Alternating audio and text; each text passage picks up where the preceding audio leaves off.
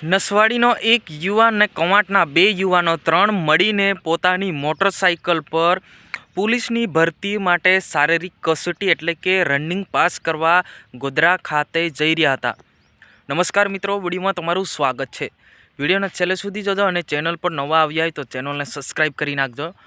મિત્રો, આ વિડીયો જોવા જેવો છે કે પોતાના જે સપના લઈને જે પૂરા કરવા માટે જે દોડવા માટે જઈ રહ્યા હતા ત્યારે અચાનક બે મોટરસાઇકલ દુર્ઘટનાની અંદર બે જે યુવાનો છે જે એ ઘટના સ્થળે મોત નીપજ્યા છે।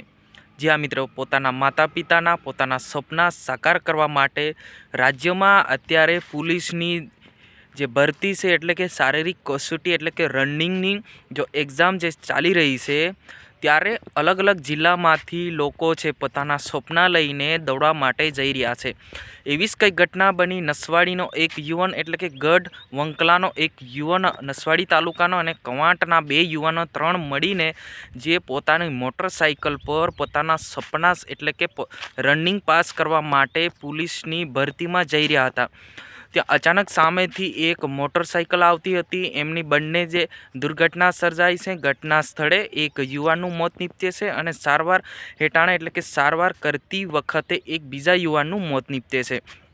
તો મિત્રો, ખરેખર આ ખૂબ દુઃખની વાત છે। મને પણ વિડીયો બનાવતા પહેલાં ખૂબ દુઃખ થયો કે ભાઈ પોતાના સપના લઈને વર્ષોથી મહેનત કરી રહ્યા છે, માતા પિતાના સપના પૂરા કરવા માટે પોતાનો દીકરો પોતાનો છોકરો એ ખૂબ રાત દિવસ મહેનત કરે છે અને 1 મિનિટની અંદર જ આવી જ એક દુર્ઘટનાની અંદર જે જીવ ગુમાવે છે।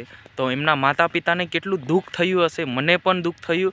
જ્યાં મિત્રો ખરેખર મિત્રો અત્યારે જે ગુજરાત પોલીસની ભરતી જે ચાલી રહી છે અને દરેક જિલ્લામાંથી જે લોકો છે પોતાના સપના લઈને દળ લગાવી રહ્યા છે, પાસ પણ થઈ રહ્યા છે, ફેલ પણ થઈ રહ્યા છે।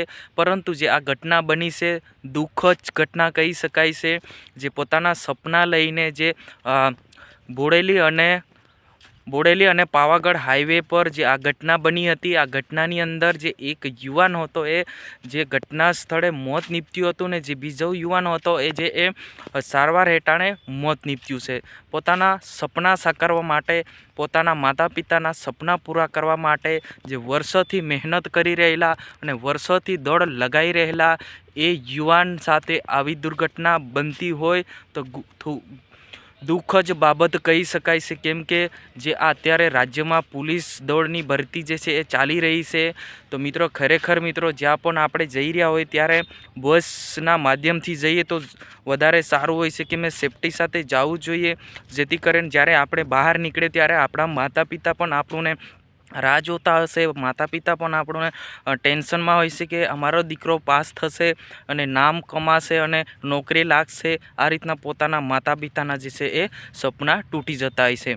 તો મિત્રો, આજની વિડીયોની અંદર બસ આટલી જ જાણકારી આપવું હતું। આપણે મળીશું તરત જ નવા વિડીયોમાં। જો આ જાણકારી તમને સારી લાગી હોય તો ચેનલને સબસ્ક્રાઈબ કરીને આગળ વોટ્સઅપ ગ્રુપમાં મોકલવાનું ભૂલતા નહીં। જય હિન્દ, વંદે માતરમ।